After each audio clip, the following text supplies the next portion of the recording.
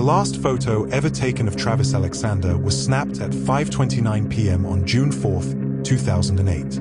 He's in the shower, water cascading over his shoulders.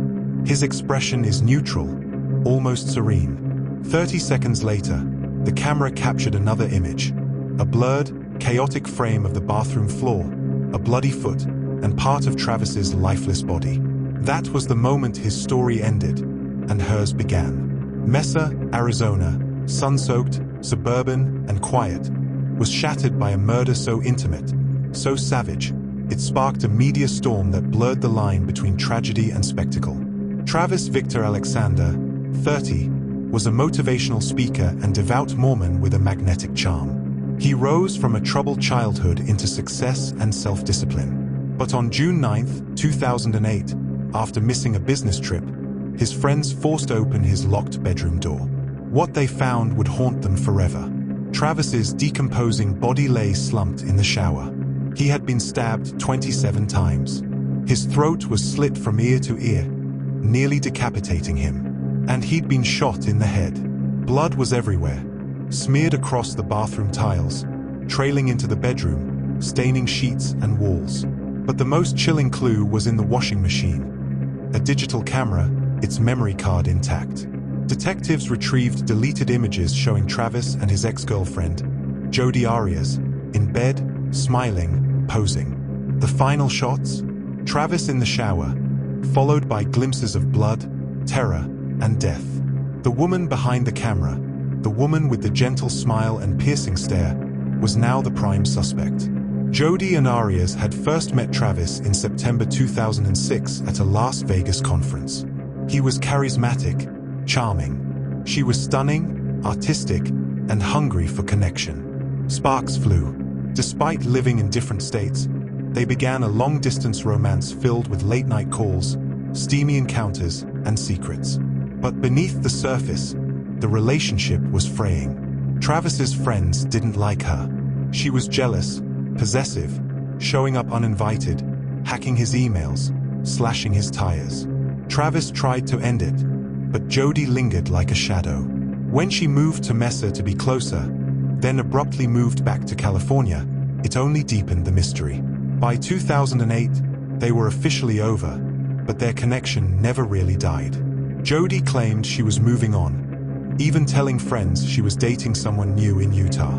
But on June 2nd, she rented a car, filled gas cans to avoid leaving a trail, turned off her cell phone, and embarked on a 1,000-mile detour. Her real destination? Travis's home. Security cameras later caught her at a gas station near Pasadena, pumping gas in the dead of night. By the early hours of June 4th, she was in Mesa. That afternoon, time-stamped photos showed Jodi and Travis in bed, naked, laughing, close. Hours later, Travis is photographed in the shower. The next image is chaos. When police first questioned her, Jodi denied ever being in Arizona. Then she claimed masked intruders attacked them both. Finally, backed into a corner by forensic evidence, she admitted, "I killed Travis. But I did it in self-defense." The trial began on January 2nd, 2013, nearly 5 years after the murder. What unfolded in that Phoenix courtroom was a blend of tragedy, theater, and psychological warfare. Cameras rolled daily. Millions tuned in. Jodi Arias, soft-spoken, composed, took the stand for 18 days, describing a relationship she painted as abusive and controlling. She portrayed herself as a battered woman, manipulated, degraded, and ultimately afraid for her life. But the prosecution wasn't buying it. Lead prosecutor Juan Martinez launched a relentless assault on her narrative. He dissected her lies, exposed her contradictions, and unveiled her manipulation. He held up the camera, the photos, the timeline, the deleted evidence. Jodi had gone to great lengths to cover her tracks, cleaning the scene, washing the camera, disposing of her bloody clothes. Yet she claimed she couldn't remember the actual stabbing. You don't stab someone 27 times, shoot them in the face, and nearly decapitate them in self-defense, Martinez roared. That's not fear, that's rage. The jury watched, captivated. At times, they gasped. At others, They sat frozen. The media dubbed it the trial of the decade, obsessing over every smirk, every tear, every contradiction. For Travis's siblings, it was agony to watch their brother's reputation attacked, his final moments dissected, his life reduced to testimony. Key moments included Travis's own texts. In one, he wrote, "You are the worst thing that ever happened to me." He called her evil, a sociopath. He feared her, and in the end, his instincts were right. On May 8, 2013, 5 years and 4 days after the murder, the jury delivered its verdict, guilty of first-degree murder. Jodi Arias showed no visible emotion. But the case wasn't over. The sentencing phase spiraled into its own spectacle. Jodi, once firm in choosing death over prison, reversed course and pleaded for life. "Please don't do to me what I did to him," she told the jury. But the jury couldn't agree on her punishment, resulting in a mistrial for sentencing.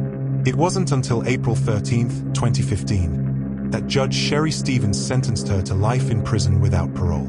At 34 years old, Jodi Arias would never walk free again. Even behind bars, Jodi remained a public figure, giving interviews, selling art, and sparking endless debates about justice, gender, and media exploitation. But for the Alexander family, none of it brought closure. At every hearing, they sat in the front row, grieving, defiant, loyal. Travis's sister, Samantha, described nightmares that wouldn't end. His brother, Stephen, told the court, "There is no punishment that will ever equal the pain we feel." This was more than a murder. It was a storm of obsession, manipulation, and control, disguised as love. It exposed the darkest corners of intimacy and the most extreme consequences of emotional denial. And in the end, it reminded us all, not every monster hides in the dark. Some smile, some cry, and some say, "I love you," before they strike. Here at Crimes Uncoded, we're not just telling crime stories.